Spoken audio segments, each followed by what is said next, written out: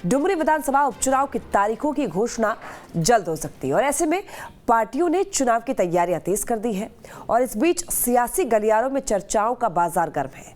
दरअसल संभावना जताई जा रही है कि दिवंगत नेता जगन्नाथ महतो की पत्नी बेबी देवी को ही जेएमएम अपना प्रत्याशी बनाएगी। तो वहीं इस उपचुनाव में भी रामगढ़ की तरह बीजेपी और आजसू का गठजोड़ देखने को मिलेगा। इस रिपोर्ट में देखिए।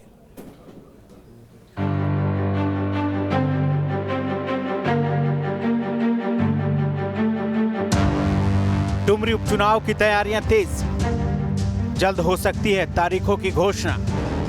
6 पार्टियां, 2 उम्मीदवार, किसकी जीत किसकी होगी हार। झारखंड में डुमरी उपचुनाव को लेकर तैयारियों का दौर जारी है। उपचुनाव की तारीखों का भले ही ऐलान न हुआ हो, लेकिन सत्ता पक्ष और विपक्ष अपने अपने तरीके से रणनीति बनाने में जुट गई। ये उपचुनाव इसलिए भी खास है क्योंकि 2024 से पहले ये प्रदेश की पार्टियों के लिए किसी लिटमस टेस्ट से कम नहीं होगा। ऐसे में उम्मीद जताई जा रही है कि जल्द ही निर्वाचन आयोग चुनावी तारीखों का ऐलान कर सकता है। अभी डेट अनाउंस नहीं हुई, अभी अनदर 4 मंथ्स का अंतर्गत वो चुनाव प्रक्रिया कंप्लीट होगी। अभी चुनाव का संबंधित कितना आवश्यक तैयारी है, एफएलसी कार्यक्रम आज के डेट में चल रही है, उसी को मतलब ईवीएम का तैयारी का संबंधित काम चल रही है, उसको वो मतदाता सूची तो तैयार है, उसमें कितना भी एडिशन करना वो भी हम लोग कार्यक्रम कर रहे हैं उसमें, इसलिए रिविजन का काम चल रही है, इसलिए इलेक्शन का संबंधित काम हम लोग तैयार है उसको पहले।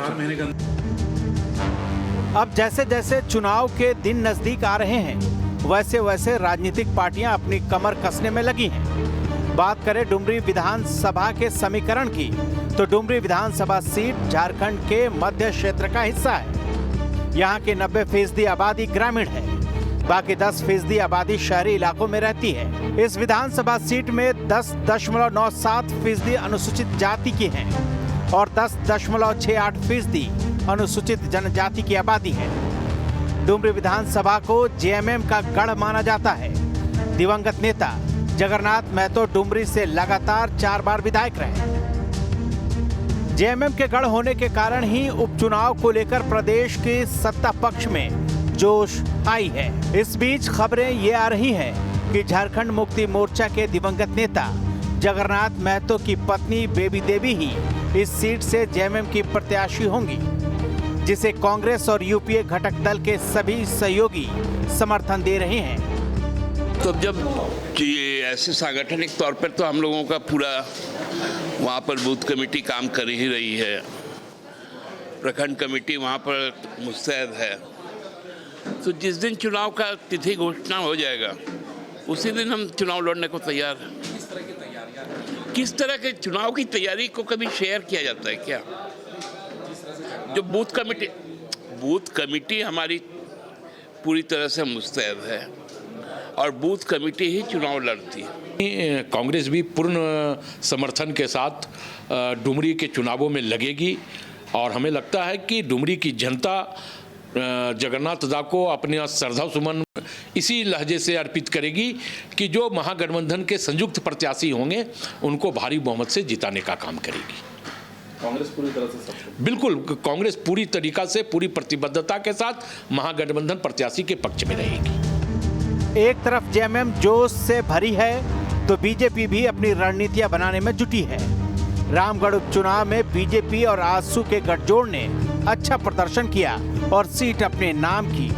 ऐसे में एनडीए से डुमरी विधानसभा उपचुनाव में भी आजसू से ही प्रत्याशी बनाए जाने की संभावना जताई जा रही है।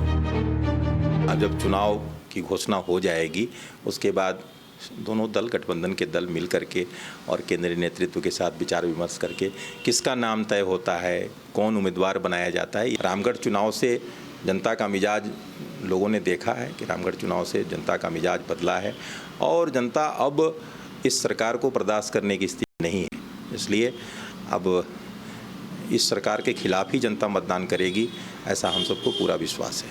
डुमरी में भी हम एक साथ मिलकर के लड़ेंगे और जीतेंगे। डुमरी विधानसभा को लेकर के संगठनिक रूप से हम पूरे तैयारी में हैं, पूरे तैयारी कर रहे हैं। हमारे कार्यकर्ता पंचायत से लेके प्रखंड से लेके जिला स्तर पर बूथ स्तर तक पूरी तैयारी चल रही है।